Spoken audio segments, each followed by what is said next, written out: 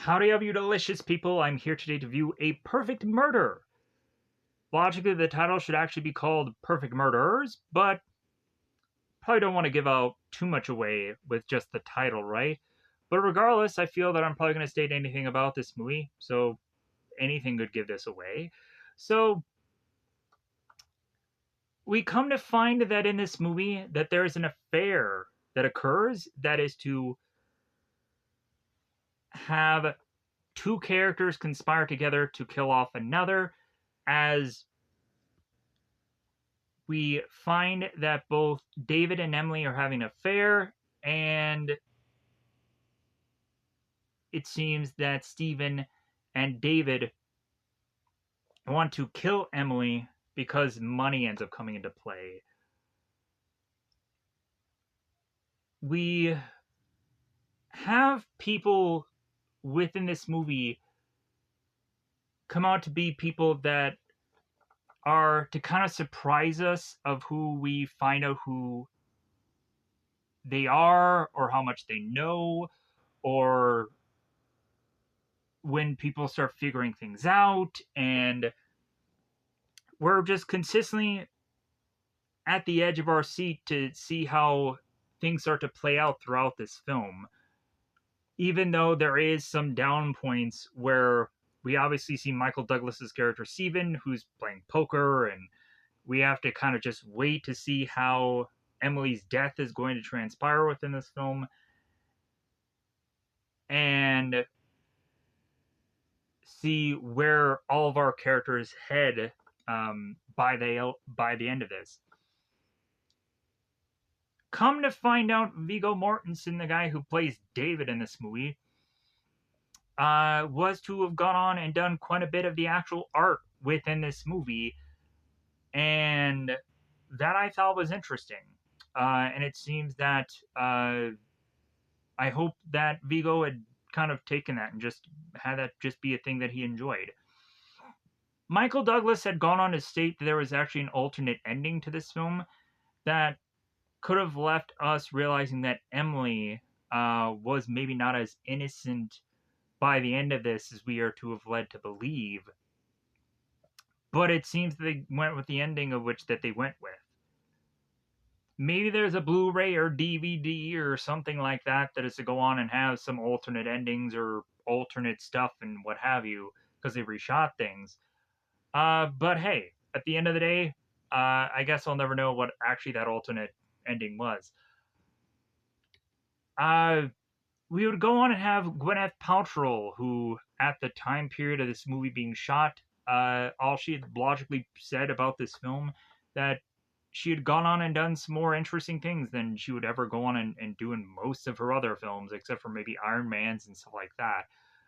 Uh, with the whole like choreographies and gun wielding, and I'm sure also speaking in different languages within this film because she ends up being an assistant for an ambassador, which in all honesty kind of really I feel plays in this role quite interestingly, for how she's also to kind of get the information the way she does, and so on and so forth.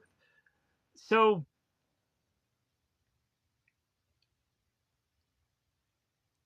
for this movie, considering it's a movie about affairs, I would go on and want to compare this movie to stuff like the Richard Gere, Diane Lane, Unfaithful movie, obviously, because it's about affairs.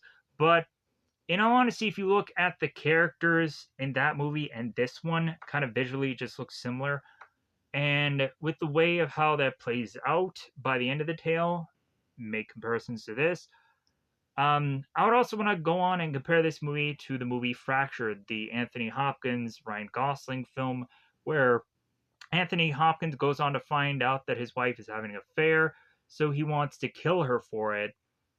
And while throughout this entire film, Ryan Gosling is having egg on his face, we're curious if Anthony Hopkins is going to get away with murder or not. So,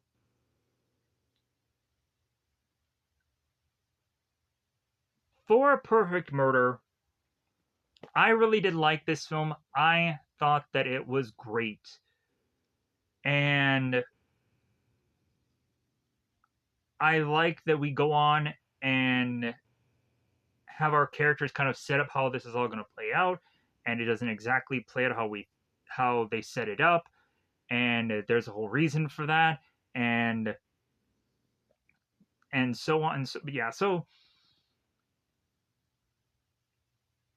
with that said, yeah, like this movie is one of the more interesting ones. How I came upon the reasoning for wanting to go on and watch a movie like this is because I had gone on to recently be watching a YouTube channel called The Lighter Side Lounge, and they and while I was kind of just chatting, um, like the mystery genre had come up, and I was like, well, it's been a while since I've gone on and watched a mystery film, so I might as well go on and just kind of Google it and see what I get.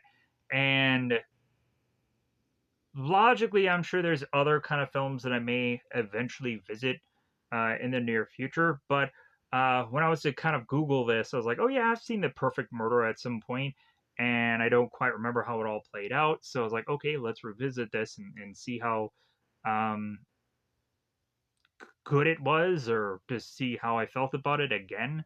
Um, because I always enjoy a lot of Michael Douglas films, like kind of like Falling Down and eventually, of course, like the ones he's probably very well known for, like the Basic Instincts and stuff along those natures of the ones were the first uh, movies of Michael Douglas that comes to mind is XYZ things, maybe Ant-Man to any number of people, even though those movies aren't probably all that well regarded. So uh, I'm to go on and say here that I think it's about that time to just push our way into full on spoilers. But where can you go on to see this movie specifically if you don't want to go on and rent it for a number of dollarinos?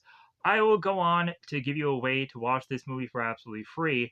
All you would need is a mobile device of some kind. Maybe you have a tablet or an iPad, which would be much more beneficial because you would have a much more bigger screen for you to be able to see film in a much more substantial way. But regardless of whatever your means are, maybe you just have a phone.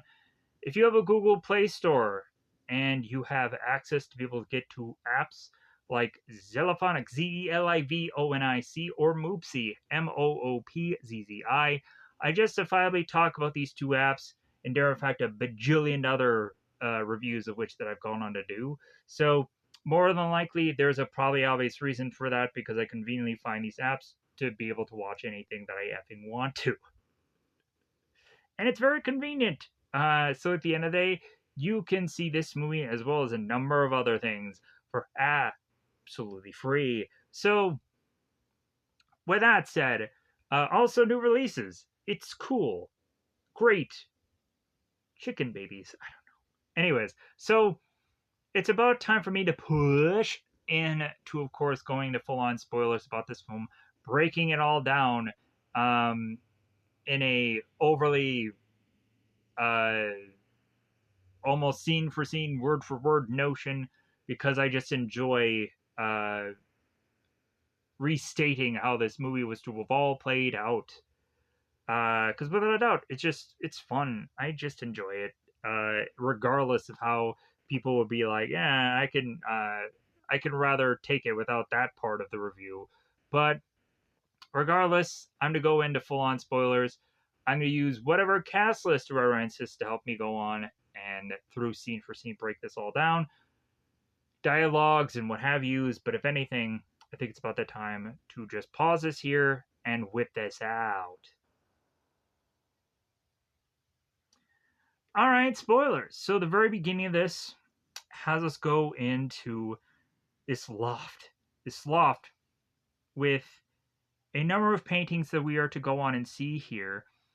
And it's kind of interesting how in some of the art we see a picture of a person that is to kind of be split up into pieces here. And you can go on and kind of make a number of interesting kind of analysis with that this person is to kind of be several different people, or also that if you think about it in an actor's way, that a actor can go on and give you a piece of them with every performance, and there's a number of just kind of things you can kind of go about this artwork, which I kind of through my head just kind of made a lot of just interesting just kind of comparisons to the artwork which I was seeing. But so but the more interesting artwork is two people laying on a bed together after having some intimacy, and then Emily leaving that bed to make her way back to Stephen. So Stephen is to be helloing Emily, and it's like, oh yeah, how was your day of saving the world? As Emily is just like, oh yeah, yeah, that's where I was, saving the world, not sleeping with David. So as Emily looks at Stephen while he looks away, like Emily's just like, oh god, this guy again. And so Emily is to look at Stephen and realize that he is dressed very well and very dapper, and like, well, hey, what was to go on and happen with that meeting with the London people? And David's like, oh, well, that meeting fell through, and like, if anything, um, like those people have missed their plane. So hey, like, you and me tonight, like, let's go on and let's go to this gala together. I think it's the Met Gala where they're going to in the very beginning of this, because when I looked into IMDb, they ended up saying like girl from the Met, guy from the Met. So I'm like, I'm assuming Met Gala. Drawing conclusions here. So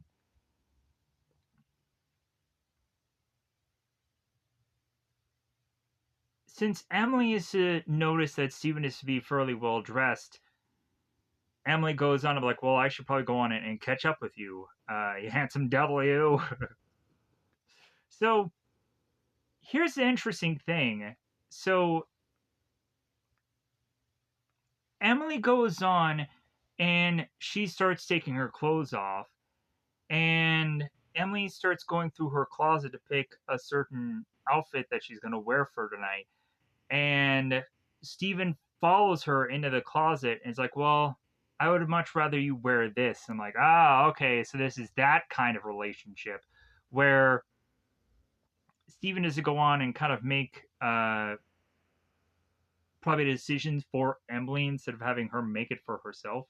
Plus, also, like, when you think about it, probably Emily probably wants to go on and wear certain kind of outfits. Maybe they're more um, comfortable, or maybe they're to not be like high heels or whatever. But yeah, but since Steven is going to make the outfit, I guess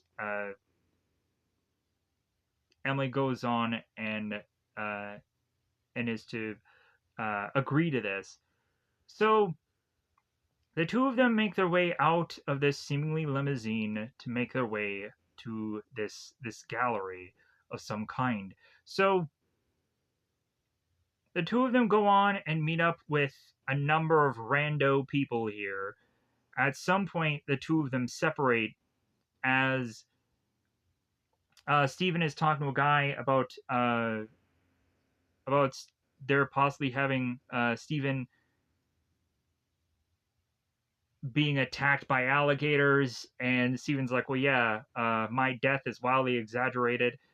And Emily's going on and talking to some women about some phone numbers. And so Emily walks off on her own, and then we see David. David is to be talking to a couple, and then he turns to notice Emily.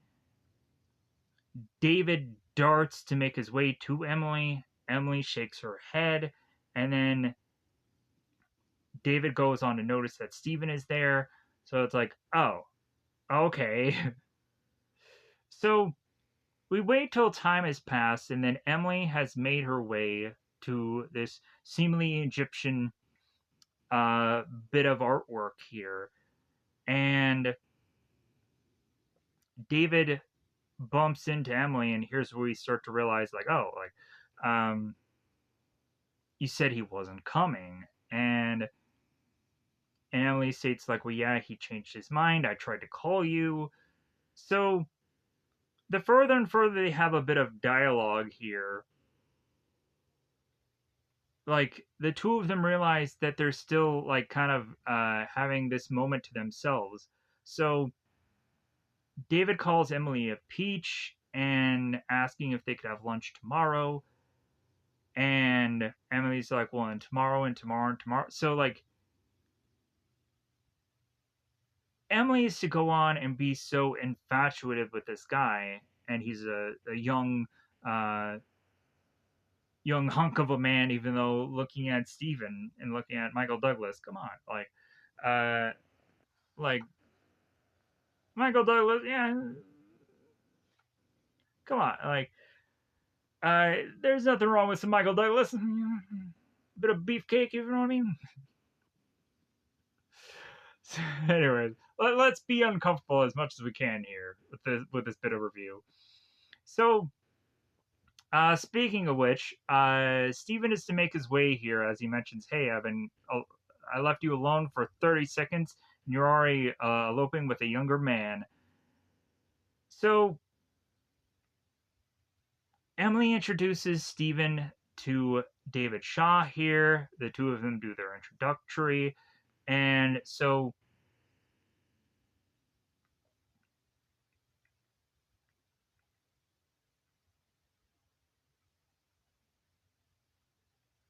it seems Steven is to know that Emily is infatuated with David's work. So at some point, he wants to go on and like see David's work himself, and eventually, if it seems that Steven likes David's work, he'll go on and he'll uh, have some friends of his to, of course, fund David's efforts. So it'll help David out.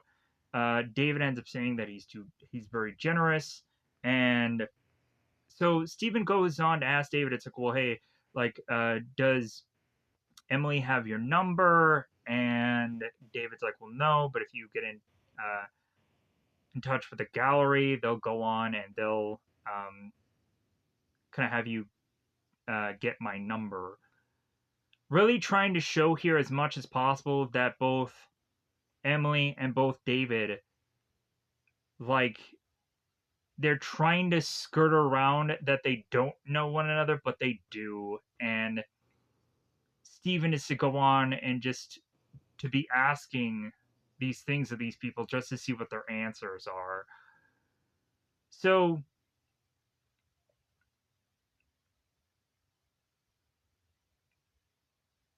they end up going on and be like, well, hey, it was a pleasure to meet you. It was a pleasure to meet you too. And they walk off here. So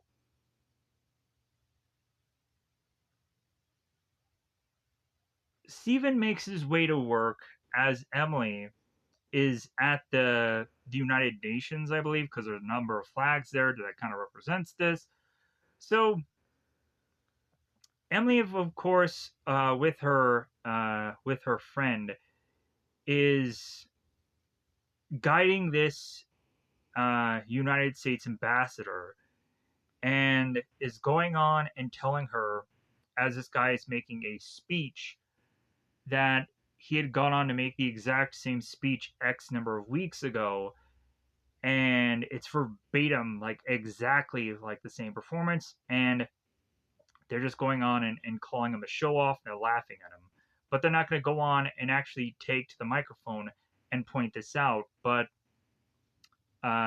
like, I guess uh, like this guy can go on and just be wasting his time thinking that these people don't notice things like this.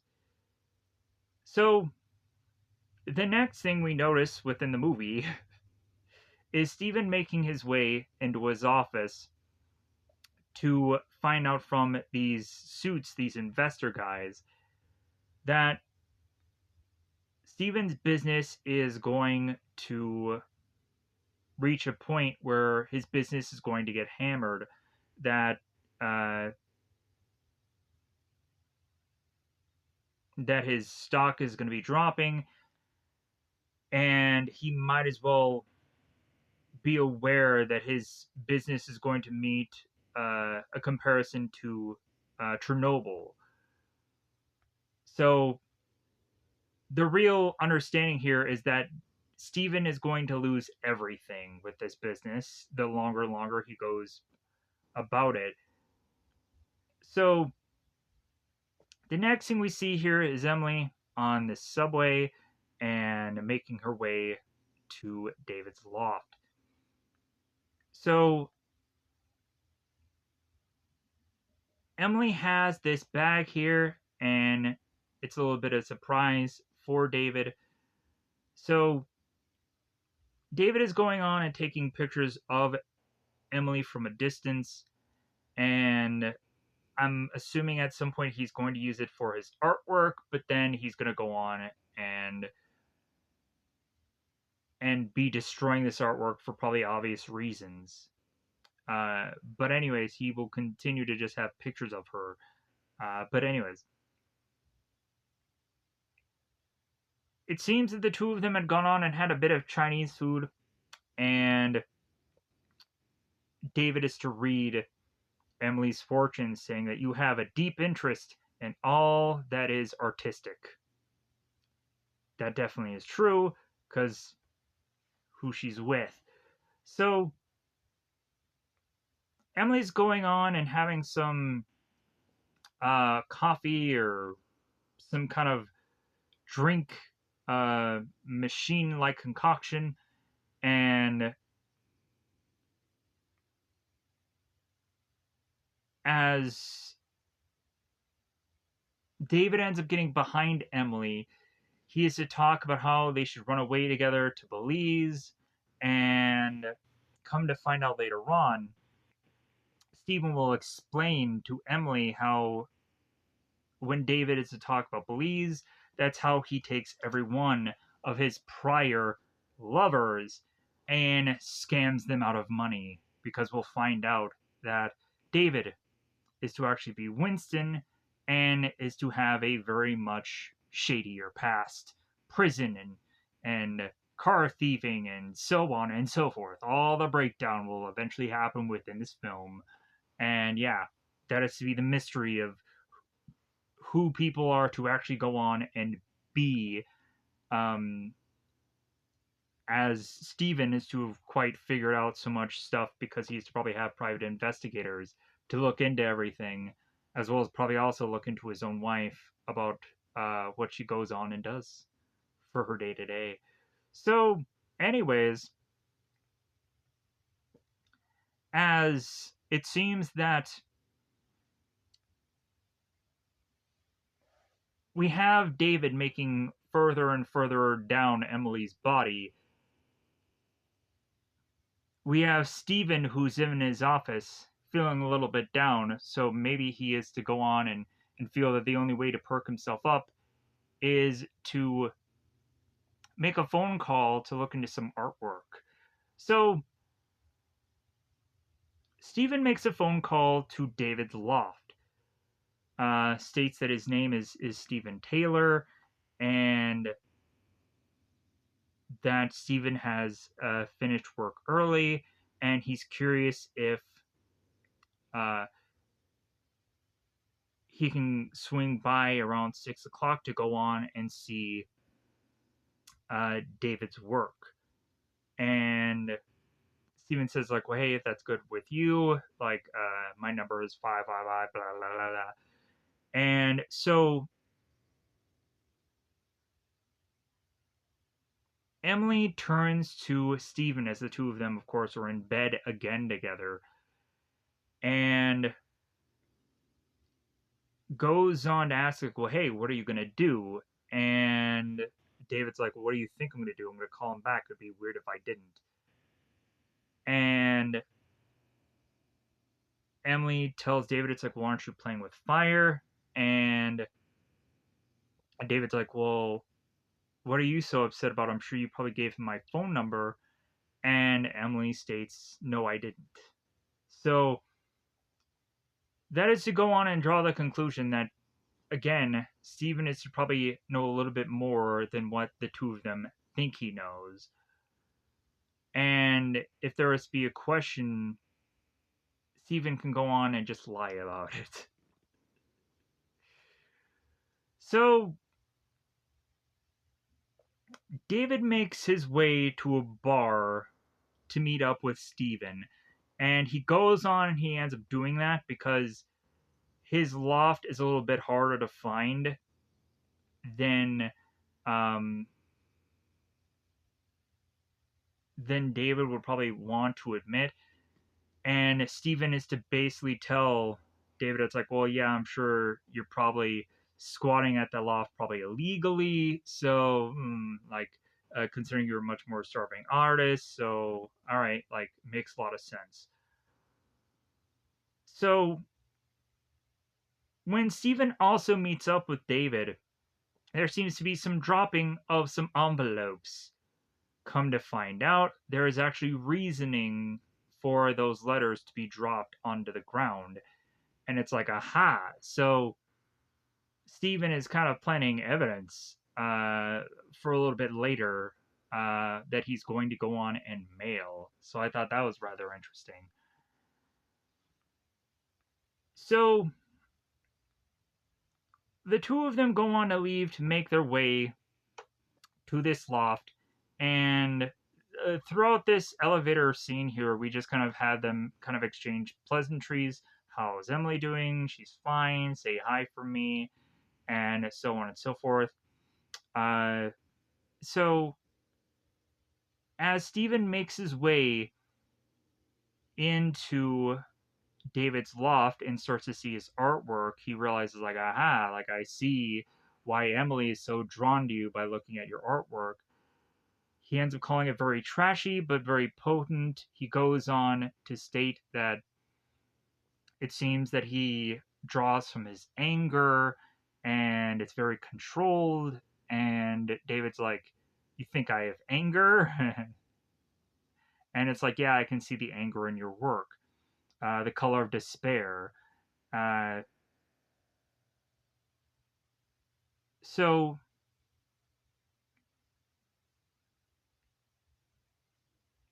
the further we make our way through this loft here, Stephen realizes how there's very few furniture, or even if the furniture that we actually see here is actually covered up with clothes. So Stephen is just kind of forced to sit on the bed because it's the only seemingly place to sit. So David realizes off in the distance that there is a wedding ring that is not to be his, it's obviously Emily's. And David, I think, hopes that Stephen will not actually notice this. So Stephen is talking to David and mentions how he envies him. And that I think is kind of weird because you would probably think that Stephen would turn to David and just be like, man, like the way that you live or something along those lines, because the way much difference of lifestyles. But no, Stephen is going on and saying that he envies David, and David's like, you envy me? And all this is eventually leading to that Stephen is going to turn to David and say, like, you're effing my wife. That's why I envy you. And like at first David is just like, you know what, I don't think you know. And then like Stephen's like, come on, like let's call a spade here. Like, I'm hugely paraphrasing, but yeah, he's like, dude, I know, so just kind of just drop the act. So David turns to Stephen and says, we're in love, sir. And Stephen's like, that's it? It's like you steal the crown jewel of a man's soul, and your only excuse is some candy ass Hallmark card sentiment. Even if it were true, it's not good enough. And David's like, well, what if it is true? And Steven turns to David's like, well, she loves you, but you're in it for business. Meaning that, like, she's actually in love, but David has a scheme going on. So Steven talks about who David really is, a guy named Winston, and how Winston had never gone on and actually studied at Berkeley and had actually gone on to spend his time in prison painting. And David is a state that, yeah, like that that was his way of rehabilitating. And so at some point Winston had gone on to take a woman of her life savings and of her bearer bonds and so on and so forth, and had a license the age of 10 of being a car thief and a pickpocket and so many crimes along the way. But when eventually he had gone on to finally figure out his schemes of going on and taking women's money away from them, like, and it continued to work, that's where, of course, David had continued to just uh, keep attempting said schemes. So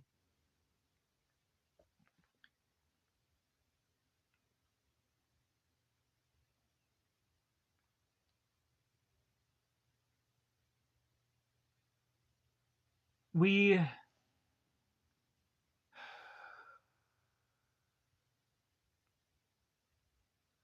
go on to have David at some point, after more of this kind of goes on with dialogue. David states to Steven, it's like, well, she loves me. And Steven is like, well, yeah, she loves David Shaw. She likes who you made up. And so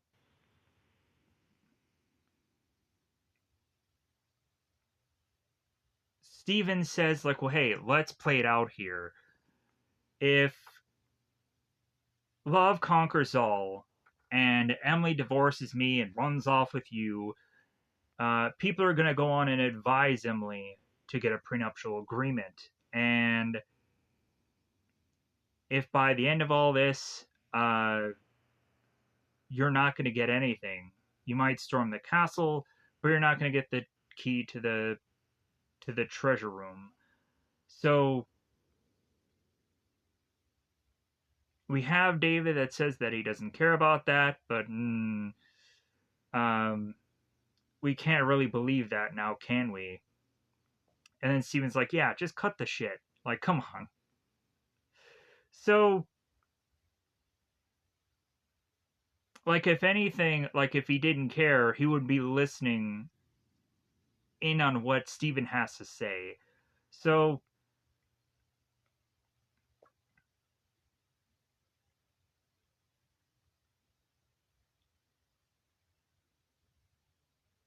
there are choices to be made here. What could play out is that Emily could fall for David, but then Steven will go on and out David of who he really is, and sadly will go on to have David who lives the rest of his life as a starving artist, and he'll get nothing. Game over. Or they can make some money out of this. So Steven ends up telling David that he's willing to give him $500,000 tax free. And it's like, okay, what is the money about? Why would you want to give him $500,000? And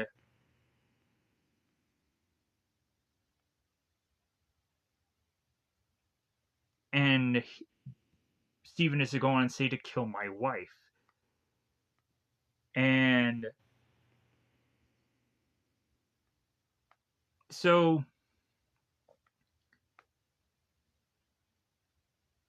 we have that realization because, yeah, like the two of them need money. The both of them are to be driven by greed here.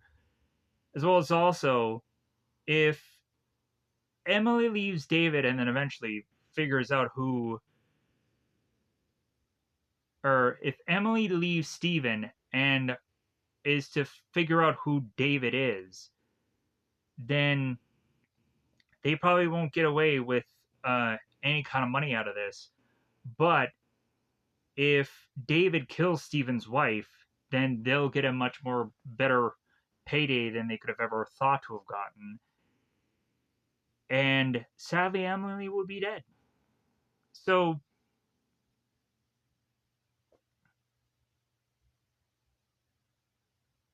David at some point goes on and be like, well, what if I go on and what if I run to Emily about all of this? And Stephen is to go on and tell David, it's like, well, it's my word against yours. Plus, like, David is the one with a much more shadier past than Stephen is. So, who is she going to believe? So, plus also, Stephen will use against David that David had gone on to have a prior scam that he had with a woman and knows where to go to have like David be fingered by this woman. So Stephen is going on using that against David, just like, well, hey, you're gonna go on, you're gonna work with me, or I'm gonna turn you in. So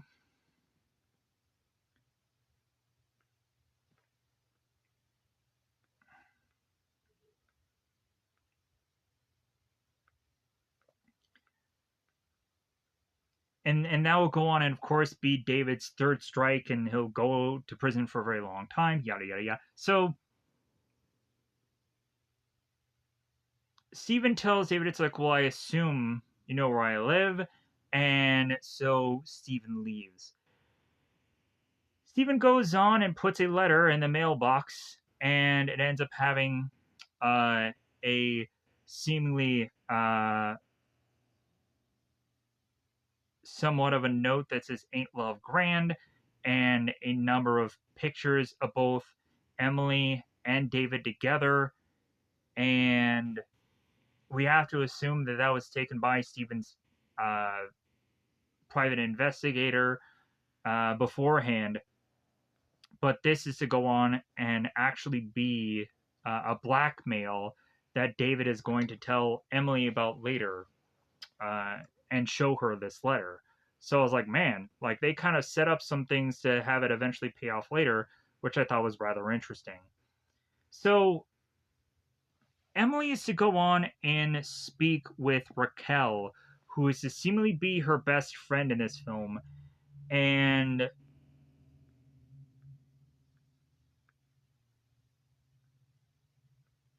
Emily is to go on uh,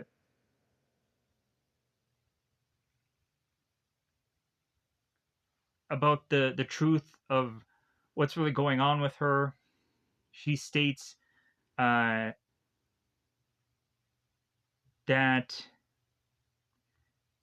she's infatuated with David and that she's going to soon be leaving Stephen for him. And even if like Raquel is to go on and like Stephen, and Raquel cried at Emily's wedding and so on and so forth, that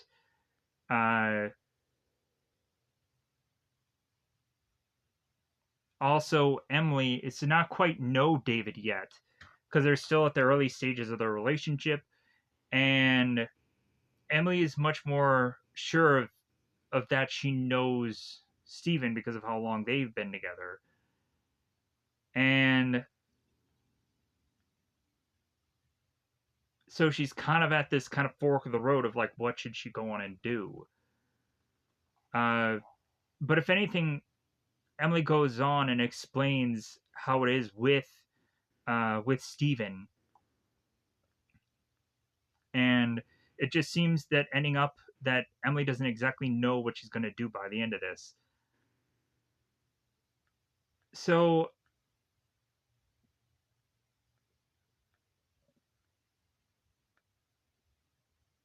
we have Raquel that also is to ask Emily if David knows anything about Emily's family and how rich they are or anything like that.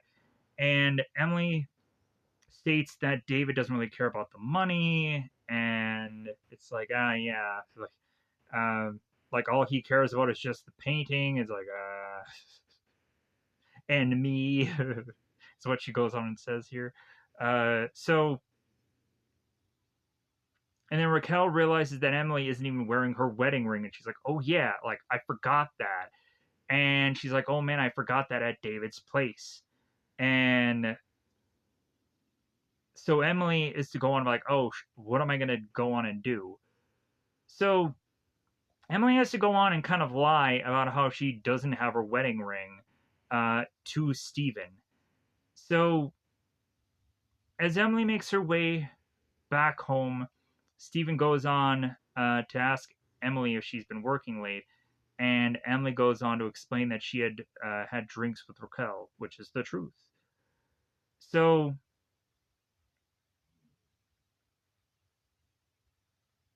Steven goes on to explain to Emily how he had seen David this evening, and that he went to his industrial hideaway. And Emily's like, oh, hey, like, so, like, did you make him an offer? And how'd you get his number?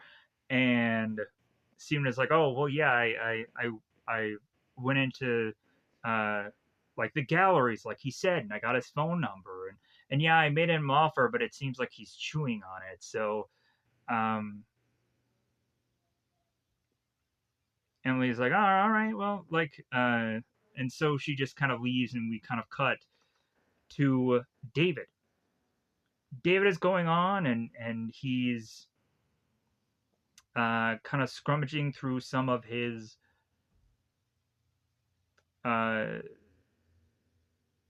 through some of his art stuff. He goes on to find seemingly this briefcase that he can kind of carry with him to meet with Steven.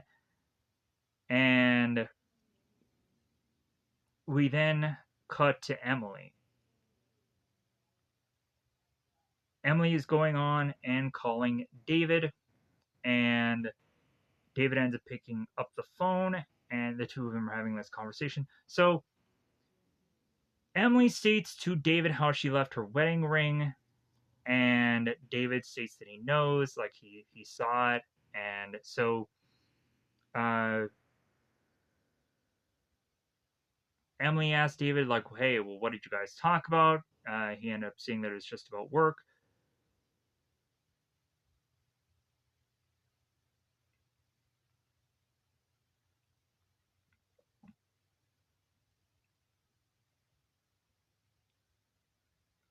Emily goes on to ask, like, well, hey, well, what piece did he like? And David says, like, well, hey, one you haven't seen yet. Very, very cryptic and very creative here.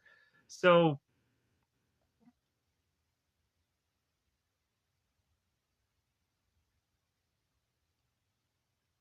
we have David that tells Emily that he needs to take a rain check on their lunch because he's going on to have people look at his sketches, and it's good commission. And Emily starts to hear the tone of David's voice, like, well, like, you sound different.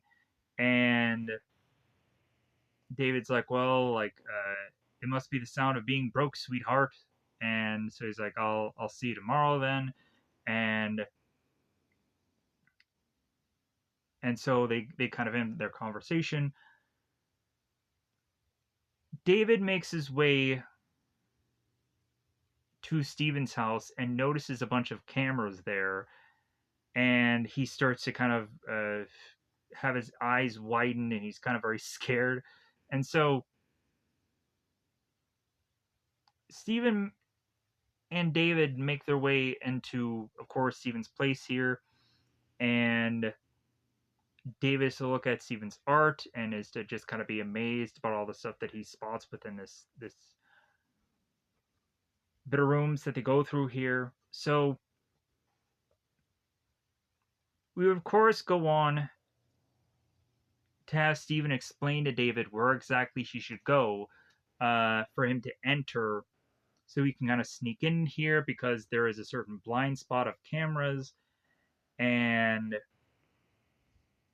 then he further goes on to explain how eventually David should make his way into the kitchen, where he should probably go on and use some kind of blunt object like some pots and so on and so forth. And Steven is to explain that his alibi will be that he'll be going to some poker game that he goes regularly, and Emily will be taking a shower because that's what she always, or takes a bath because that's what she always does. And we have David that ends up asking Steven, it's like, well, how about you just kill her in the tub? Wouldn't that make a lot of sense? And Steven's like, no, that'll look like cold-blooded murder. Like, if anything, like wait till she gets to this phone here and answers it, and then kill her then, because that'll look more like a break-in. It'll make more sense for you to do it that way. Also, Stephen will go on to explain to David, since Emily is to be in the house, that Stephen is going to go on and take uh, Emily's key and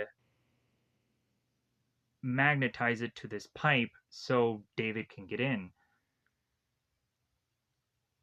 David ends up asking him, well, why can I either take your key, or why can't I make a copy of a key?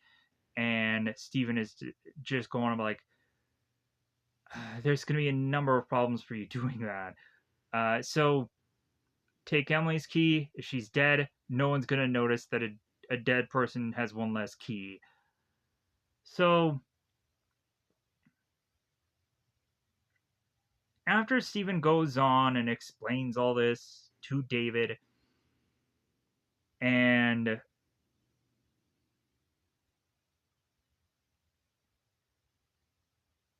even mentions about the locks and stuff like that. So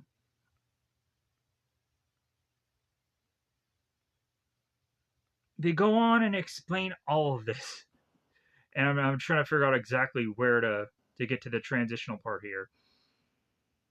We then go on to have Stephen make his way to his safe and does his combination, opens it, and hands David his first payment, and then he'll give him the rest of the 400,000 later on, after he goes on and he does the job.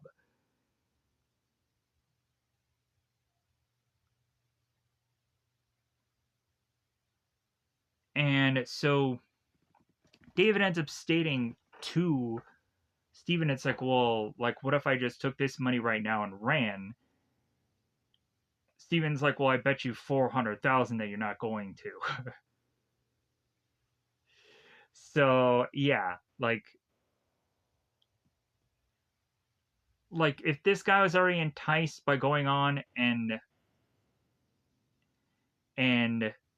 finding out how to do this job, then he'll go on and supposedly do it and collect the bounty of it, which he won't even do that. Dave will go on and kind of hand off his duties to a guy named Ron. And when that ends up going sideways, for those of you that have seen this movie, yeah, uh, I guess David just really wanted to collect all this money without actually getting his hands dirty either, because he's lazy. Anyways, so David leaves here, and so things are to be set in motion here. And we come to find out this maid that's in Steven's house is going on and making this roast meal. And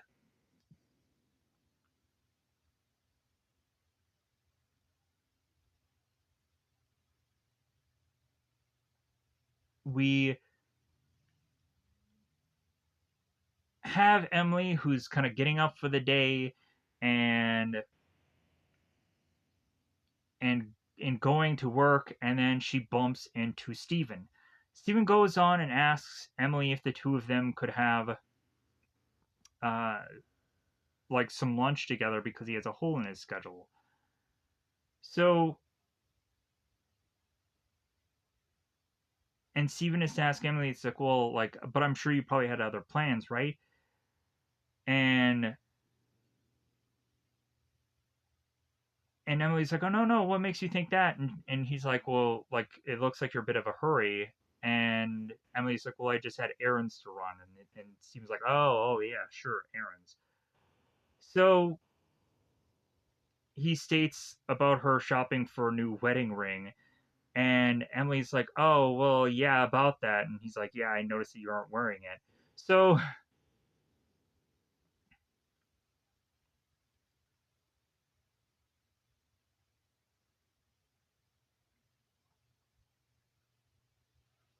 we have at one point where Steven is mentioned about them going on to have one last lunch as if there's going to be no tomorrow. And so Emily has to give in to go to lunch with Steven here. So David ends up setting up a whole lunch. He lights a candle. He's waiting for Emily, and she doesn't show. She no shows him, sadly enough. We have at one point where Steven is to go on and sit by the table, and he drops his phone, and then he goes off and he speaks to people in the restaurant, and Emily is looking down at her phone going like, I should probably call David, but that would just seem weird if she gone on and done so. So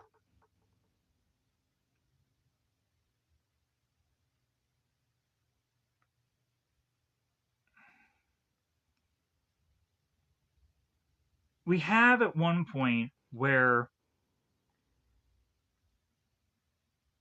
after Emily goes to lunch, David is to figure out where Emily is and sees both Steven and Emily kissing.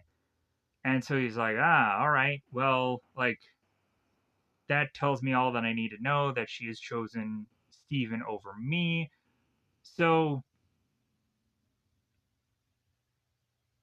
David is going to go on and go through with this as he is taking a picture of Emily's face and just splotching paint all over it. So Emily does go on and call David and apologize and eventually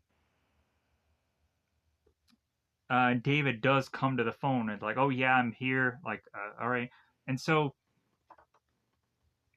Emily goes on to say to David that she doesn't think that she can do this anymore, that she has to tell Steven tonight the truth, because it's getting to the point where they're dancing around this too much that like they really need to come to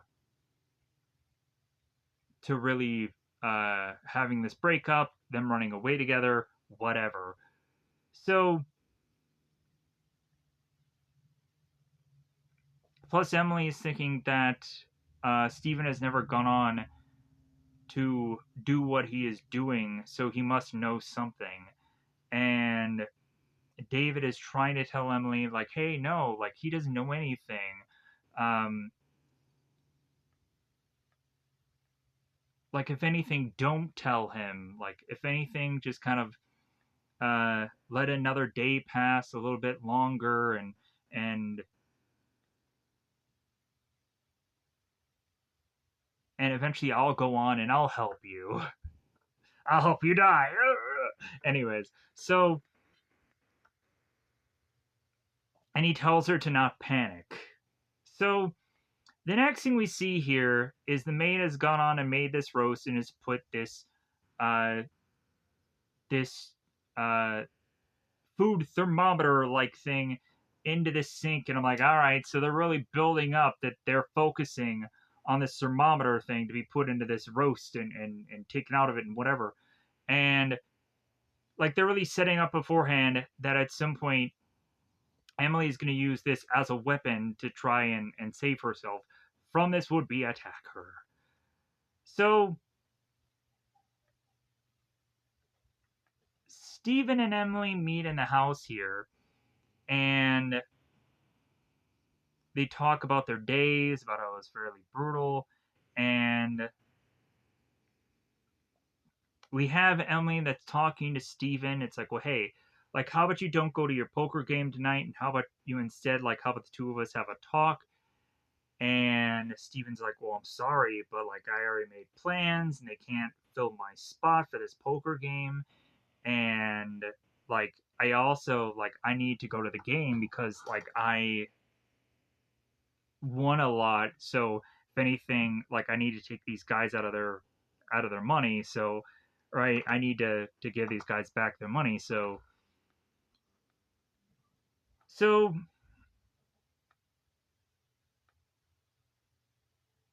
Emily goes on and is to walk away here, and this is where Steven takes Emily's keys and puts it in to the magnet and puts it on the pipe. So Emily goes on and gets undressed and puts on a robe here, and Steven says his goodbyes, and he says that he'll call her later. And Emily goes on to state that, oh, well, I'll just go for a burger. And Steven's like, well, why? Like, uh, Janice, who's to be the maid, I didn't know what her name was, so I was just like, maid. She was the one to have gone on and made some legendary roast. And it's like, well, why aren't you just going to go on and eat that? And Emily's like, oh, okay, all right. Um, But also, Steven had said, I thought that we would eat before he would go to the game, but they don't really eat anything. You don't really see them eat. You just see Steven just drive off. So, as Steven drives off and makes his way through this gate that opens, we see a ski masked individual kind of slide and walk past, of course, Steven here. And then when Steven drives off, the guy sneaks under the gate and makes his way inside.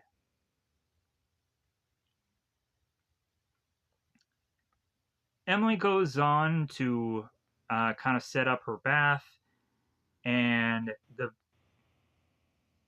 then so Steven makes his way to his poker game, and we have the assailant Ron, who goes on to find the key and starts to unlock the door as Emily is to, of course, be in her bath. We consistently have Steven who's looking at the time and is to, of course, grab for his phone, realizing it's about that time to make that phone call.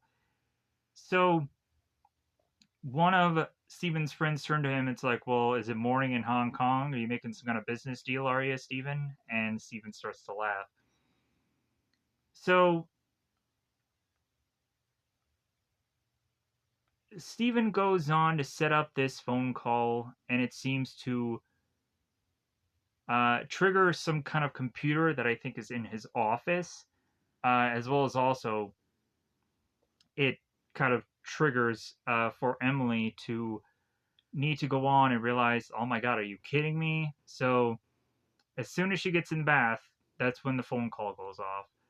Emily gets in a robe, she gets to the phone, and is to consistently say hello and ask, who is this? That's, of course, when she ends up getting attacked by this assailant. We have Steven that starts to listen to the phone for a good long while, and then Emily is facing off against this attacker who is Ron, and she grabs these blades, or she grabs these kitchen knives, starts to defend herself, and goes on to find the weapon of choice, the thermometer, stabs this guy in the neck, he falls over, and Steven just has to assume that Emily is dead here. He has no clue what's really going on. And Steven puts his phone away and continues to just play poker. So Emily and Ron just having a good old lay on the ground here while blood is to kind of make its way all over the place. Steven makes his way back into his car to then fling the burner cell phone and make his way back to see how Emily was to supposedly die, to find out otherwise. Steven makes his way to find that Emily's in this bathroom, or in this bedroom, covered in blood, and Steven rushes to her asking what happened, and Emily states that he's in the kitchen. Here's the real interesting part here. So Steven goes into the kitchen, and at one point we have him, like, he turns the sink on and he starts rummaging through all these drawers, and he puts these gloves on and all kinds of things because Emily had gone on and called the police. And so here's the problem I have with this. Steven is running all over the place. You would think Emily would either be scared of what Steven is doing or would just be like, why the heck is he going on and turning the sink on right now? Like, he's going on and messing with the crime scene, but maybe Emily is such a distance away that she hears nothing. I don't know. But if anything, I'm still very confused. So Steven is running around and he is putting these yellow gloves on, of course, to not leave any fingerprints. And he cleans this screwdriver, goes on and is to rip the locks from his door, and using this screwdriver, and goes on and looks through uh, Ron's body and notices some candy there and finds the keys and or finds the key and all the other keys, and then just takes it from this guy and puts it on Emily's keychain, which is going to be the problem later on in this film. So the police break in, and Steven says the guy's in the kitchen. So the police makes their way to the crime scene, and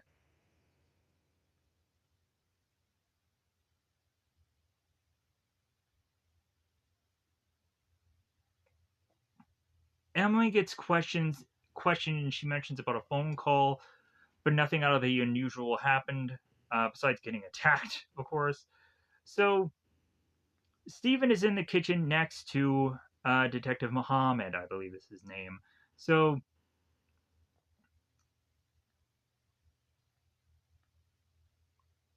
as both Muhammad and Steven are talking here, Muhammad asks Steven, it's like, well, hey, I noticed that you have your footprints just kind of in the kitchen. Like, were you checking to make sure that the attacker was deceased? And Steven says, like, well, yeah, he was breathing up until this point. And so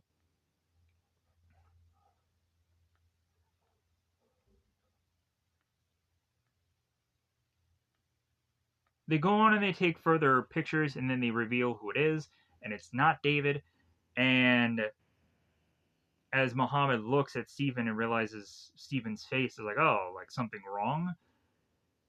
And Steven says, yeah, there's a dead man in my kitchen. Is there anything else that would be wrong in this scenario or this situation? So the detective goes on to ask Steven if he recognizes this man. And Steven's like, no, I never forget a face. And so the detective asks Steven, it's like, well, anything else you can kind of tell us about what happened or anything like that. And Steven, it seems, can't really think of anything. So Muhammad wants Emily to come into the station as soon as possible, so that way she can make a statement, of course, as soon as she's ready to. And Muhammad also asks Steven, is there anyone who would want to go on and cause Emily any harm? Does she have any enemies? And Steven tells the detective, my wife has no enemies. So, but also she's an ambassador, or she's an assistant to an ambassador, so you would think that maybe there could be somebody, but off the top of his head, probably Steven would probably have a clue here. So Steven goes on and comforts Emily, and so both Detective Muhammad and another detective go on and they're back and forthing, uh, like possibly thinking what could have transpired here and if the husband is to go on and be believable enough to probably have nothing to do with this. And Muhammad goes on to state that he believes Emily, but he's not quite sure of the husband. So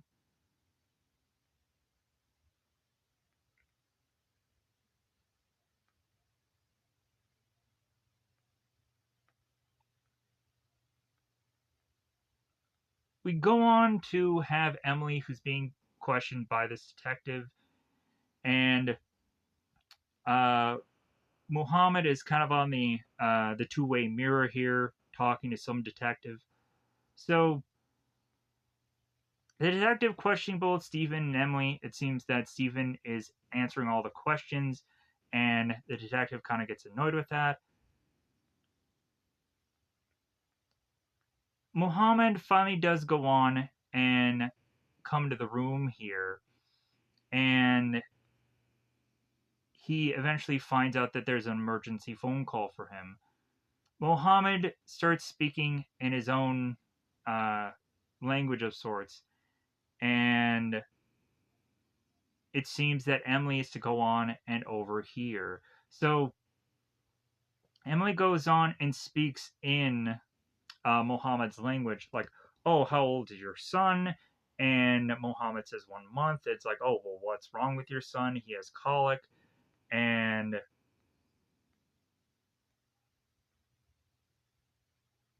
so Emily goes on and like, "Well, may God watch over your son and protect him." And Muhammad says, like, well, you too, because like realizing that she had just been through this traumatic experience, and plus also they're very nice to one another. So the detective goes on and be like, well, I'm glad we cleared that up, whatever. So the detective goes on, who's questioning both Steven and both Emily here to say like, well, hey, don't leave town or anything. And Steven tells the detective, well, my wife is going to her mother's because like uh, if anything, like I'm sure Emily doesn't want to go on and go right back to revisit the crime scene. And when she does go back, memories start to flood about what happened to her. So,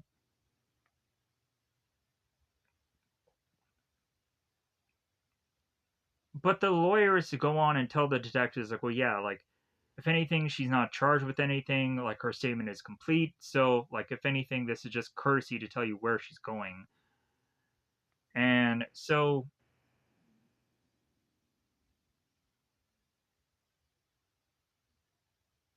Muhammad tells Emily, it's like, well, hey, if you can think of anything, anything at all, like, just kind of call me and so on and so forth. So, as again, they go, may you go in safety, because just being nice, just being nice. So, the next thing we see is David, and again, he's smearing more paint and more all over Emily's picture, and realizing that he has to kind of cover up this picture because Emily is supposedly dead in his mind. And eventually he'll come to find that Emily is not dead. And so he'll scramble onto the phone and try to answer the call, but it'll be too late. But that happens a little bit later here. So Emily makes her way to her family's house with her mother, Sandra. The two of them hug, and Emily goes right to bed as if she is probably like has not slept um, after this whole occurrence happened. Probably after doing the whole statement thing. Yeah, probably haven't slept in a number of days here. So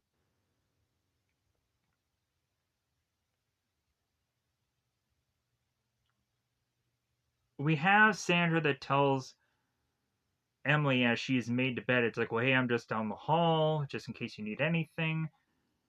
Stephen goes on and gives Emily medication, and Stephen tells Emily, it's like, well, hey, maybe when you wake up tomorrow, all of this will be just some bad dream. And Emily states to Stephen, it's like, well, what if there was no tomorrow? Just kind of bringing up what he said, um, like before. And Stephen's like, well, you know better. Sleep well. So Stephen makes his way back to Sandra and asks like how could something like this happen, and Stephen is like, well, I've gone through this 1,000 times in my head, like I like the world just has gone crazy. So here's where Emily is going on and making a phone call to David, letting her know that she's okay. David is to go on and wake up and to be trying to scramble the phone, but too late, she hangs up. So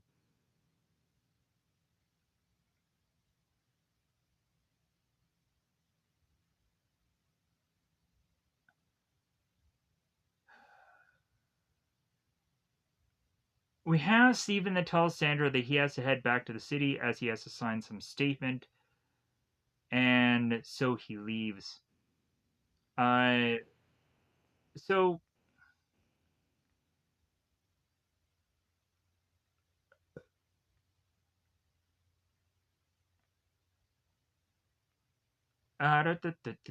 oh, there was also the thing where he says like, "I'm going back to check on our patient," and he goes on and sees that Emily is in the bed. He goes on to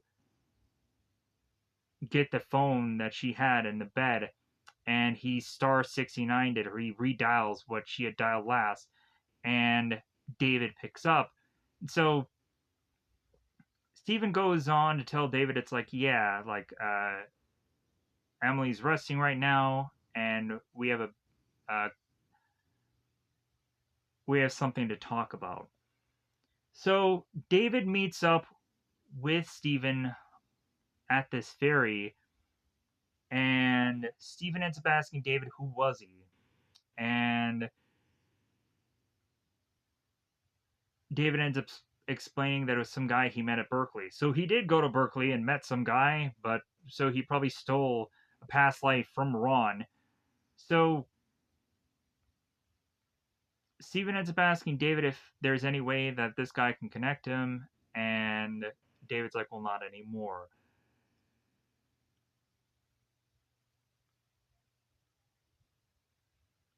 And so Steven turns to David, like, well, hey, do you know who you're messing with? And David turns to Steven and is like, well, yeah, the guy that hired me to kill his wife. Uh, because you couldn't kill her yourself. You couldn't have done the wet work. And David couldn't do it either, so he hired Ron. And Ron supposedly was a good man, even though he was a killer. So, but Steven says, yeah, well, not quite good enough. So David turns to Steven and is like, well, okay, what is plan B? And so Steven is like, well, we can't go on and do anything to tempt her life right now. If anything, we have to wait. We have to wait till the moment is just right. And so Steven turns to David. It's like, well, like I'll let you know. And David tells Steven, it's like, well, in the meantime, should I continue to just be consistently effing your wife? And Steven just walks away. So Emily and Sandra are at the dinner table together, and Emily goes on to explain to Sandra what she's deciding to do, and that uh, Emily's to decide to move in with Raquel, that she is not going back home with Steven. If anything, she's deciding that she's leaving Steven, and both Emily and Sandra both hug. So Steven makes his way back to the office, where again he's to be told how bad things are going, and he's getting phone calls, and he explicitly said that he wanted no phone calls in his office. And the longer that Steven waits, the longer he realizes that his business is going belly up. So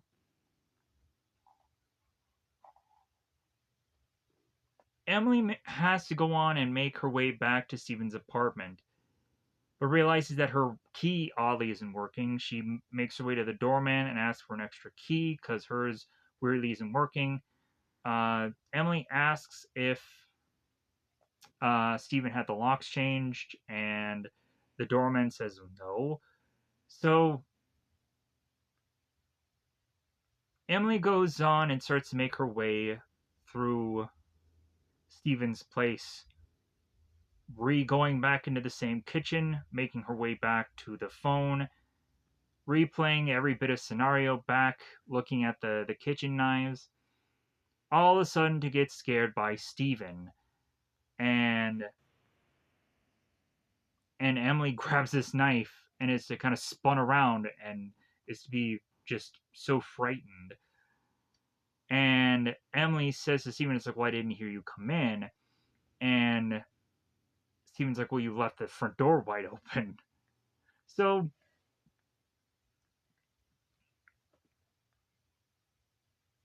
Emily tells Steven that she can't stay here, and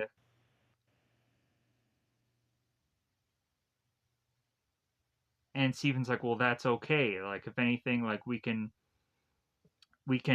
go somewhere else for the night. And Emily's like, no, like I can't stay with you, Steven. Like I can't stay with you anymore. Raquel's waiting for me downstairs. And Emily drops the knife and walks away.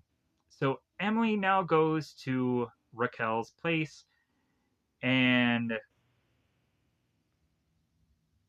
Raquel breaks down about how there's fresh towels and her favorite yogurts in the fridge, and she wants to go on and ask Emily a question. What do you think Steven would do if he knew about David?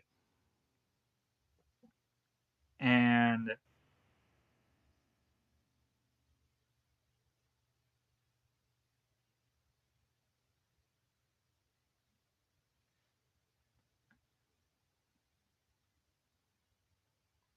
I'm not quite sure who's asking this question. I think it might be, yeah, I think it might be Emily who's going on and asking this question to Raquel, and and Raquel goes on to think like, well, if Stephen wants to know about the affair, then that would be a good reason to want to kill Emily to get her money. And and Raquel goes on to say, it's like, well, Stephen's rich, right? Like, what would he need your money for? And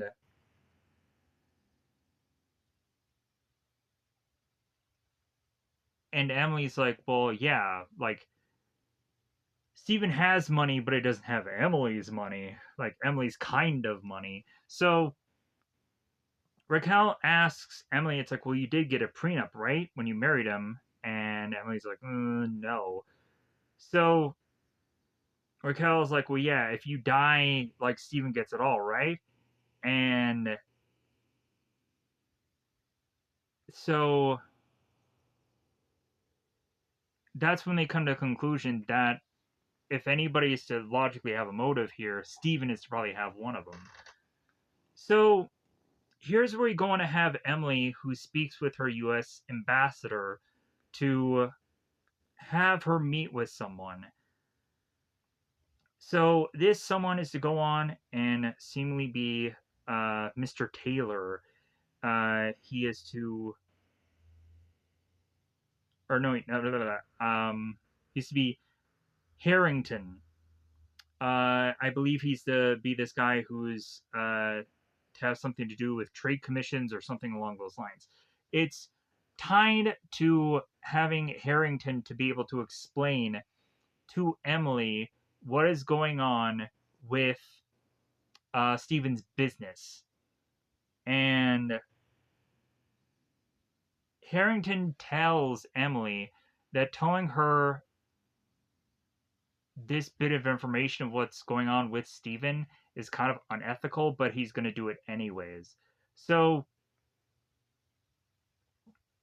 he goes on to explain that what Stephen's doing within his business right now is actually illegal in so many different ways here. And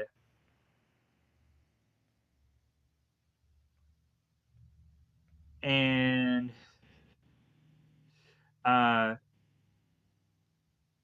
and he has hidden a number of losses by having this bank cover for it. And so again, all this stuff is to go on and be illegal because Stephen is thinking that all of this is going to blow over, and it's not. And at some point, uh, all of this is going to end up wiping Stephen out. So Emily realizes that again, Stephen has a number of motives here and a number of reasons to want Emily dead. So Emily turns around and makes her way back to Detective Mohammed to go on and explain all of this to Detective Mohammed, that if anything, her husband is in financial troubles, and it seems that Stephen has been hiding this from her, and that this could give him a possible reason for wanting Emily dead. So Detective Mohammed is like, well, yeah, he definitely knows your worth, and and money like that will always be a motive, and plus also like with Mohammed already kind of having some suspicions of Stephen, it's like, well, this could definitely go on and make him a definitive suspect tied to uh, the attempted murder of Emily here. So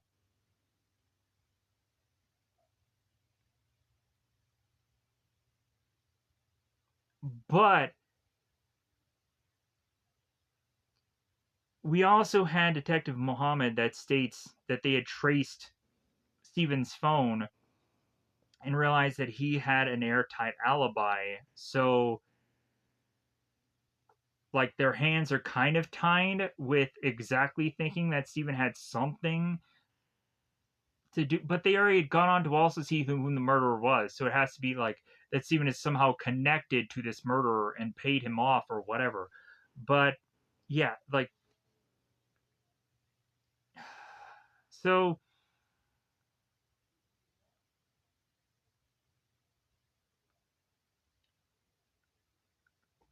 But we do have the detective that states that the one thing that didn't quite make sense is as they went through the dead body of the killer, they realized that he was to not have a single key on him. And that's the one thing that was to be like, okay, this makes no sense. Like, why doesn't this guy have a car key, a house key, nothing of that nature? And not even one to his apartment. So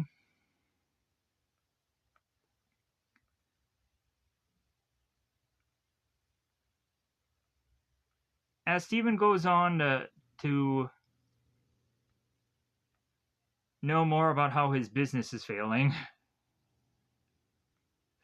and he ends up getting a phone call from David, and David wants to go on and wants the rest of his money as he had gone on and recorded a bit of dialogue that Stephen had gone on to do premeditating the whole murder and wants to meet up with Stephen so that way he can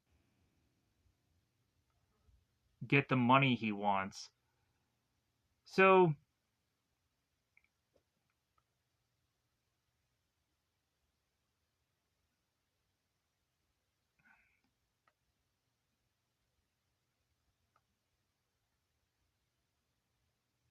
we have at one point that Detective Mohammed and both Emily are looking through Ron's prison record and also looking about his picture where he died. And Emily goes on to find Ron's address so she can go on and find out where he lives and sees if one of these keys that she has is connected to Ron's place. So both David and Stephen meet to have a conversation, which leads to David wanting Stephen to give him his rest of his money and wants it in a number of hours. And Stephen's like, well, hey, I can't get that kind of money together. And David is like, well, hey, with a rich guy like you should be able to easily get the money together. And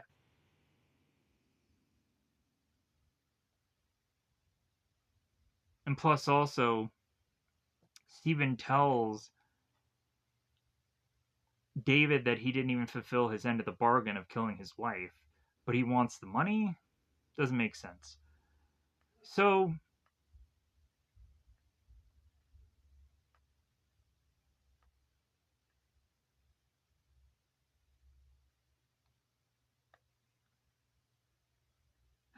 we have David that is to, of course, go on and say it's like, well, hey, I have this tape, you have money, so if anything, like let's have this be our bargain. And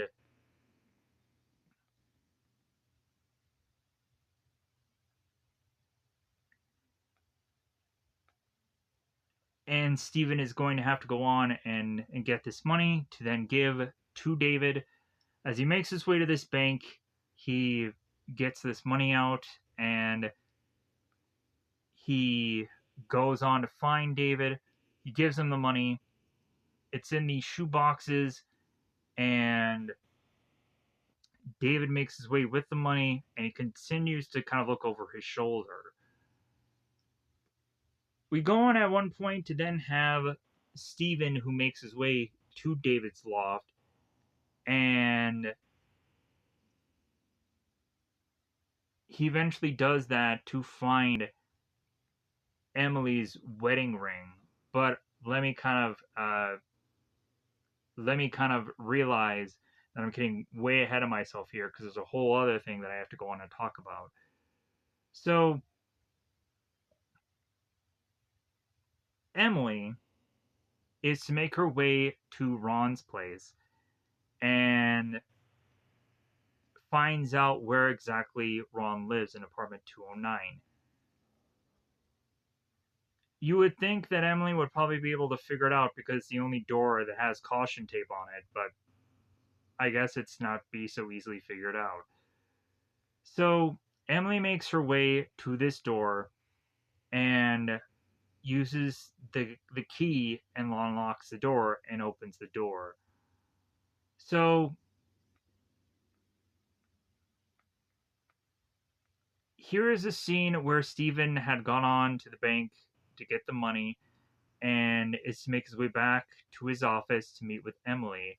So Emily goes on to explain how she has a key to a dead man's apartment and she doesn't know how uh, she is to, of course, have that. There's also a moment here where they say, um, "That's not happiness to see me, is it? Try surprise." They'll say that here, and then they'll say it again later in the movie, uh, and it's kind of interesting. So, but Emily goes on and states how, like, well, hey, how do I have a dead man's uh, key? Because there's only one person who could have gone on and done that, and that obviously has to have been you.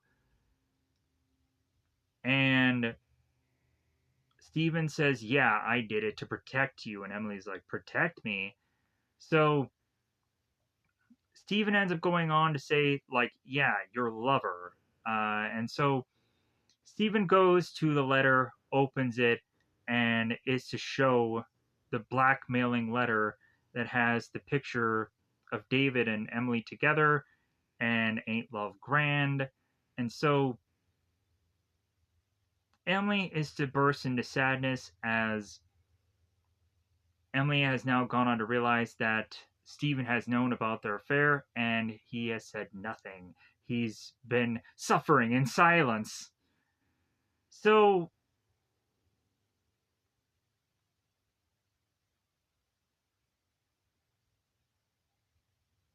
Steven is to state that David had called him 2 months ago and bragging about how Emily had fallen for David and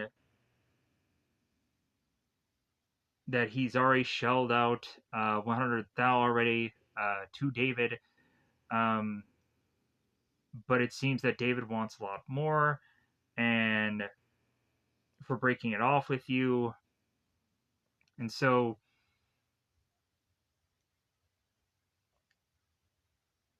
Emily says to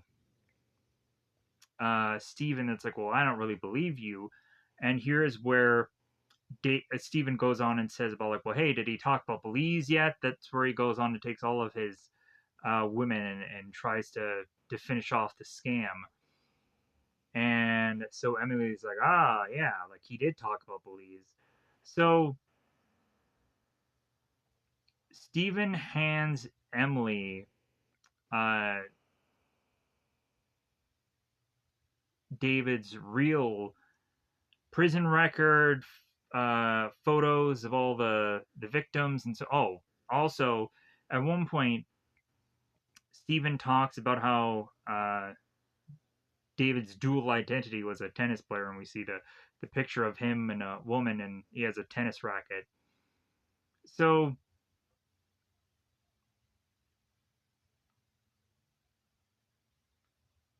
Steven says, like, well, I don't know if we is an option at this point, but I've done everything in my power to protect you from this, uh, and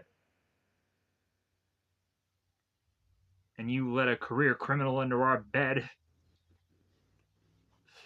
And Emily turns to Steven, it's like, well, why didn't you tell me? And And Steven's like, well, I wasn't sure if you were in love with him or not. And he asks like, well, are you in love with him? And Emily's like, well, I thought I was. I can only imagine what I've put you through. Is this why your business is in trouble? And Steven's like, trouble? And so Emily goes in about like the banks, the margin calls, and Steven's like, well, how did you know about that? What hasn't helped things. So all of it is to go on and so Steven's like, all of that is true, but I can always make money. That's not really the point. And so, but there's only one of you, baby. So Emily asked Steven why exactly did she put the key on Emily's keychain, and Steven is to go on and say because David had always threatened with violence from the very beginning, and when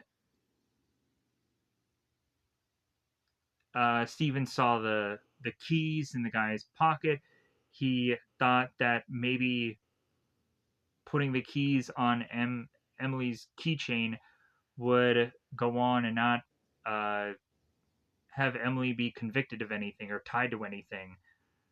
So,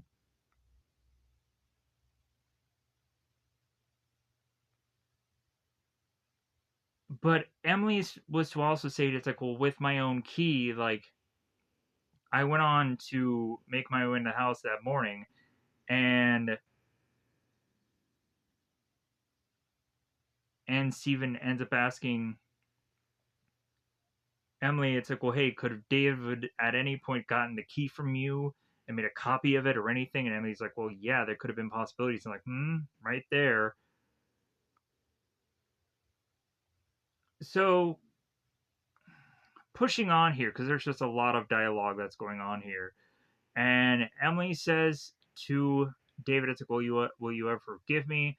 And Stephen tells Emily that he already has. The two of them kiss, and Emily tells Stephen that maybe they should go to the police, and Steven's like, well, I'm not really sure about that. Uh, like, Steven is to state that he tampered with evidence for a crime scene. And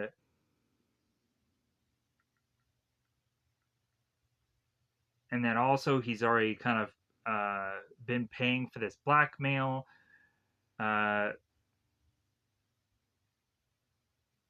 and David at this point can say anything he wants. Da, da, da, da, da. So plus all plus Steven is trying to protect himself because David, of course, has the tape. So and plus also Steven could say that David hired Emily to kill Emily. So all the more reason for David to go on and just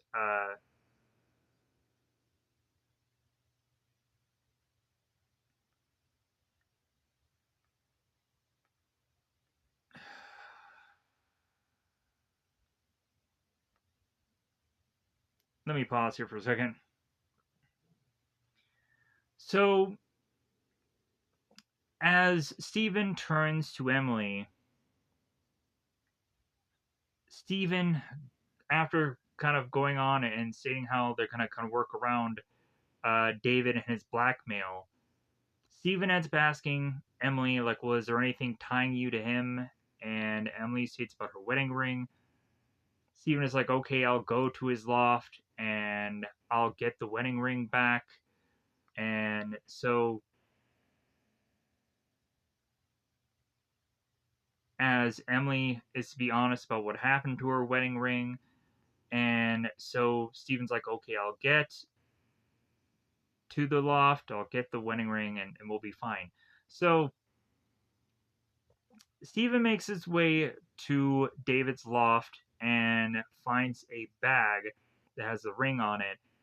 And there's a note that states on the bag that says, so sorry, Stephen. Change of plans. Washington Square Park in 30 minutes. Don't be late. So I guess we have to assume that David knew exactly when Stephen was going to go on and be there, but also he probably could have just been waiting at the park in a public place for a very good amount of time.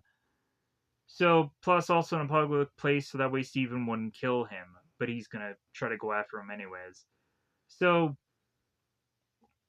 as Stephen makes his way through David's loft, a phone call goes on, and Stephen finds out that David is to have made reservations for these certain tickets to travel. So Stephen's like, okay, so that's his plan. So Stephen goes to the park, pays David this money, and the funny thing is, David goes on and turns to Stephen's like, hey, like, could you spare 400 grand? And Stephen's uh, like, sure, I can go on and do that. And so David is like, well, don't think I won't count it. And Stephen's like, well, naturally. So David gives Stephen the cassette, and the two of them shake hands. And David tells Stephen it's nice doing business with you. And Stephen tells David, yeah, take care. So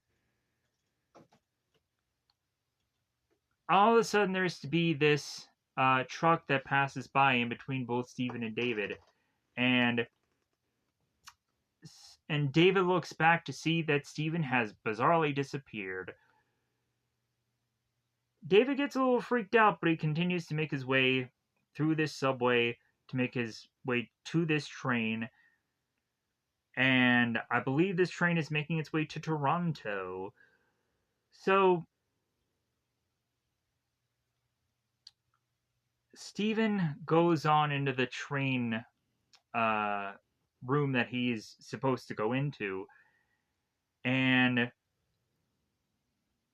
he ends up getting a knock at the door. He opens the door. He has a gun, I think, on him, and a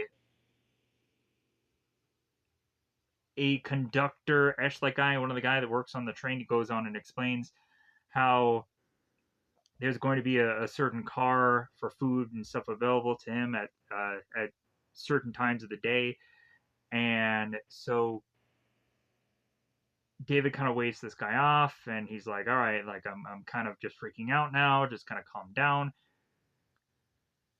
So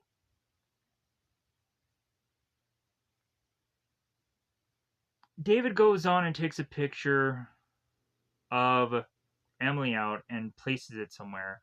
So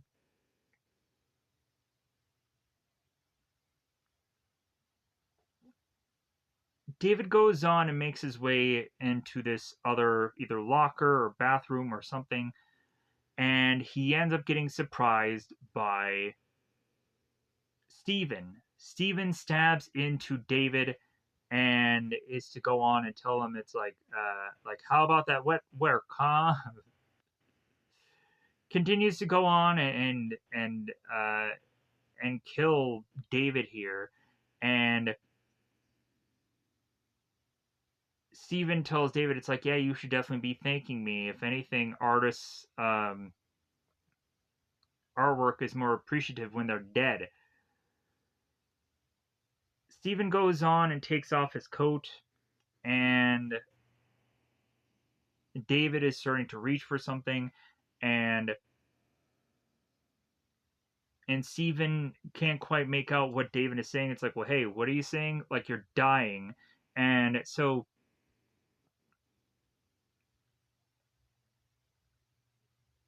Steven goes on and prevents David from trying to get to his pocket, and Steven pulls out what David has in his pocket, which is to be this note that is to be of an envelope that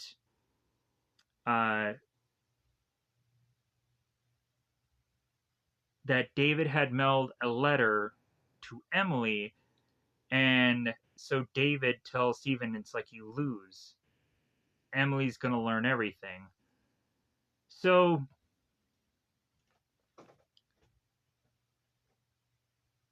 Stephen's gonna hope that he will not go on and just have this happen quite right away here. So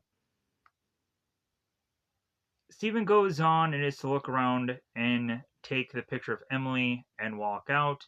So of this train somehow, gets a taxi, makes his way back to the place, goes on and is to check his mail after realizing that the doorman had Emily state that Emily had taken the letters but didn't open any of them. So Stephen goes on to look through the mail, finds the cassette, and is to put it in his safe as along with the money. So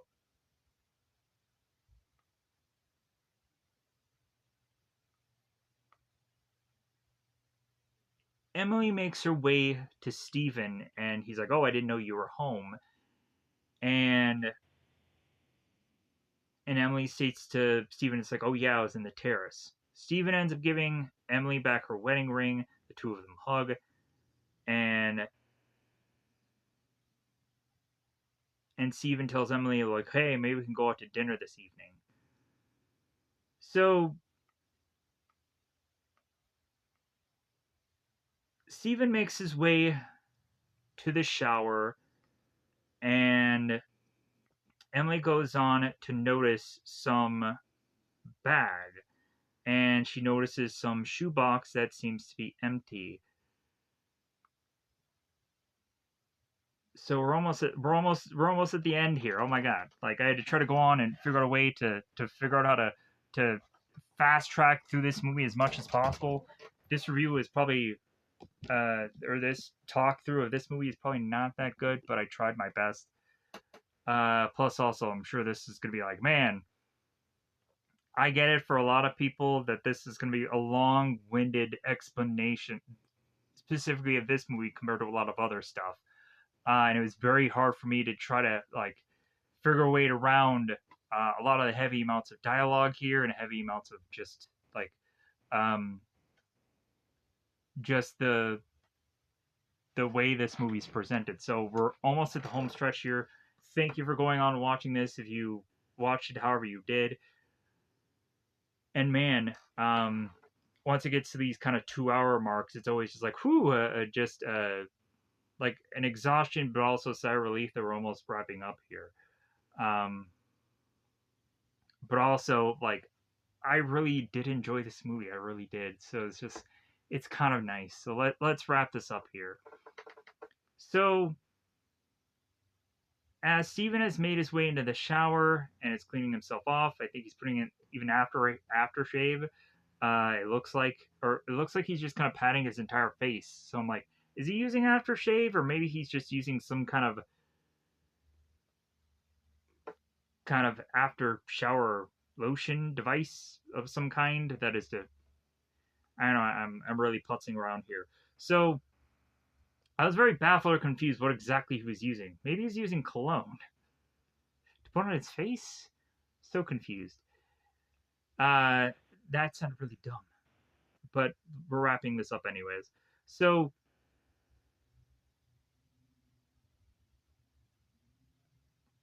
as both Emily and both Stephen are talking here, we have Emily that states, "Hey, how about I stay home tonight? Like, I'll pick up something to eat." Steven seems to agree to that, and is saying like, "Hey, don't be out for very long." And Emily states, "Hey, before I forget, I think we should have the locks changed because, of course, I still can't find my key." And Steven tells Emily, it's like, "Well, hey, good idea. I'll call for a locksmith in the morning, and it better be safe than sorry." And Steven turns to Emily, like, "Well, hey, see you soon. Hurry back." And so Emily leaves. Steven goes and makes his way to where the magnet was with Emily's key. And that's where Emily figures out that, aha, like the killer had gone on to keep the key and you knew exactly where it was. So, like, that states that Stephen knew about the killer and it wasn't David. So, Emily goes on to tell Stephen must have put it back on his way in.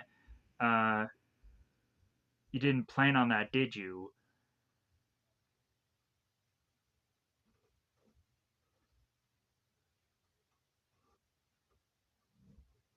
So Stephen turns to Emily and states, like, well, yeah, that young David, he's very unpredictable. And Emily's like, well, yeah, maybe you'll share a cell. Here's the thing, though.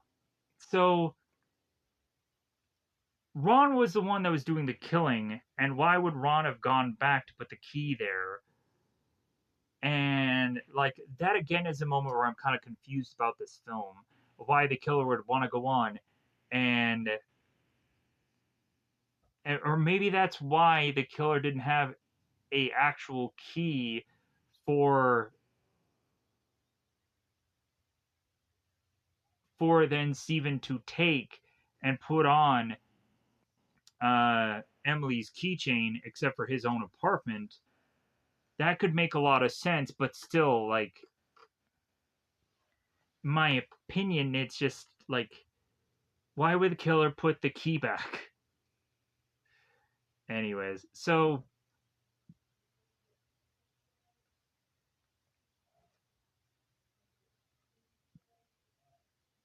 Stephen goes on and says to Emily, it's like, well, hey, I just found the key that you lost.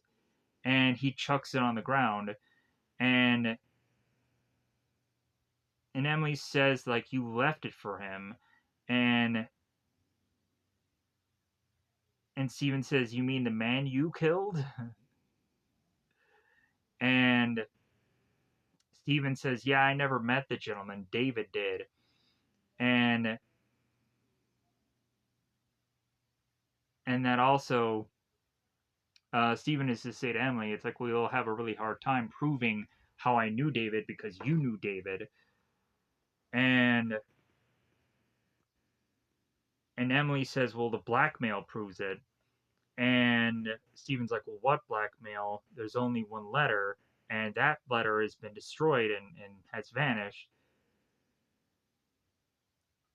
And Stephen says, the thing is, we're just another married couple trying to work things out. Work it out, work it out. So Emily goes on and shows Stephen the tape recorder and said while Stephen was to go on and be in the shower, she went into his safe because she figured out quite easily the combination. And so here's where the two of them start to get in this argument. Emily says that it's over, and Stephen says, like, I'll tell you when it's over. The two of them start fighting. Emily ends up clocking Stephen in the face, scratching the eye. Stephen chucks Emily, and Stephen tells Emily, the only way you're leaving me is death. And the two of them start fighting. Uh, they end up going back and forth with this gun because a gun ends up kind of getting into the play here. You would realistically think that if anything, like there wouldn't be a gun here, but somehow there is a gun. So we have Emily that fires into Stephen, and he gets shot in the shoulder. Stephen keeps going after Emily as they kind of wrestle for this gun. Emily fires into Stephen more. She finally gets a killing blow. The detectives come afterwards, and we would, of course, go on to have them talk about the key under the pipe, and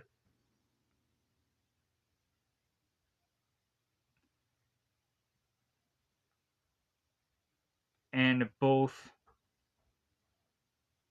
uh, or so Emily goes on and talk about what had happened, and how she tried to run away, and then Stephen attacked her, and by the end of it, Detective Mohammed tells Emily, "May God be with you," because like she's gonna be fine after this, and that's how they just kind of end the film.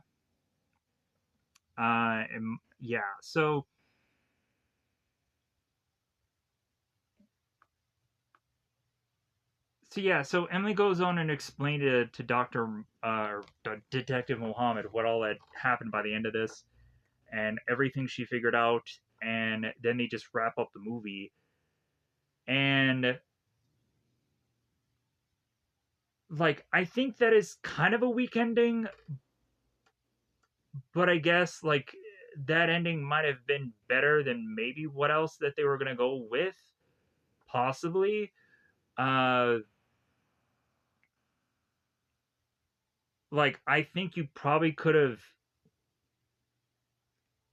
ended it with Emily uh going on to go to Belize after all, and that's how you probably could have ended the movie.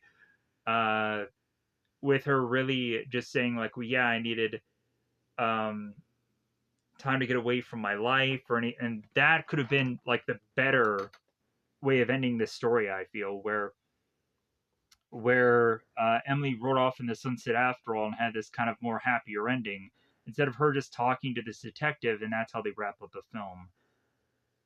But anyways, I think it's about time to wrap up this review because it's almost going to head to 2 hours. Plus, also, I'd like to try to probably get this under an hour and change, almost 2 hours, if we're admitting the truth here.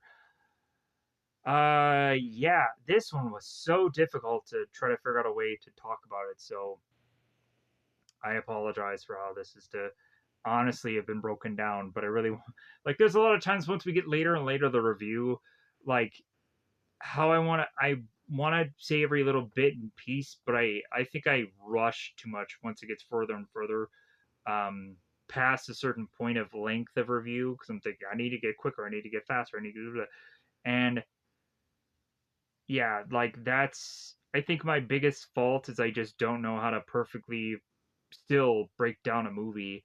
Um, and so this is always what we're left with like if people are to go on and actually watch further to the breakdowns, I'm sure a lot of people would probably quickly find their way into not want to watch the whole way through because they're just like, I don't want this whole movie explained to me. But then also a lot of people will go on and just be like, man, the way he breaks these down is just like, and I get it.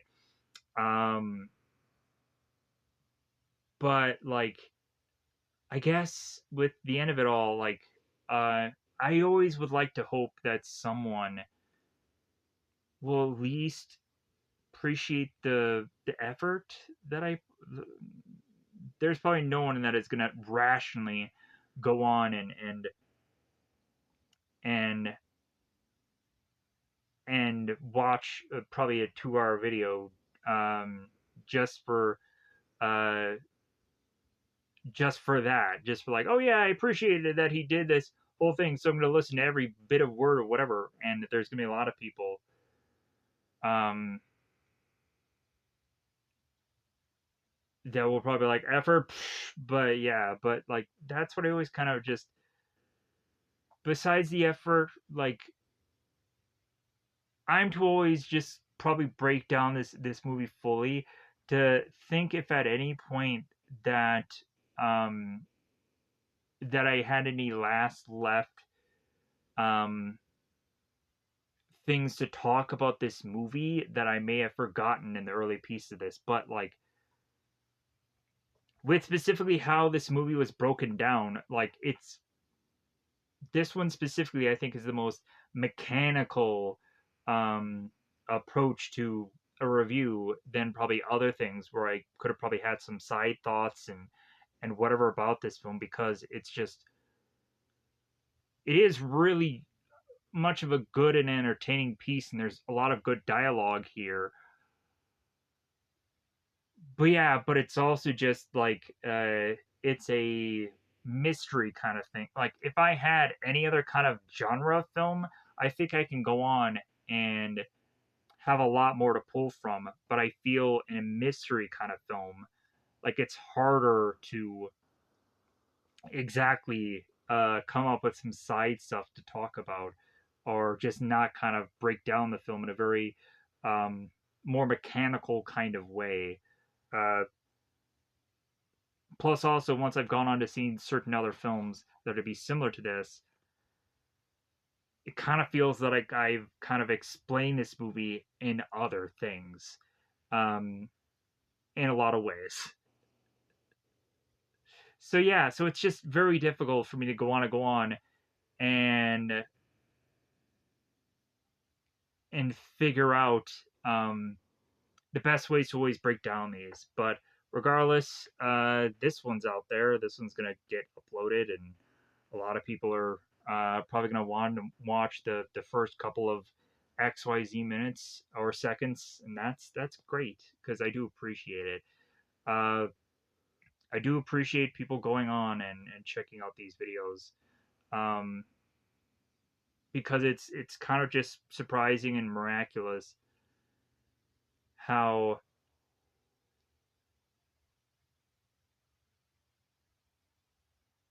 or it's surprising and miraculous what movies people find. And like, yeah, there are some that are actually bad and people want to uh get some opinions upon them, or people are to see if movies stand the test of time, or if they're good still to this day, or what could even be possibly have them be compared to those of them that are kind of looking for a movie like this. But from what the average time that I've gone on to see people actually look into these for, a lot of them are probably to the point of me just having my opinion of this film and then kind of leaving after that. But that's okay because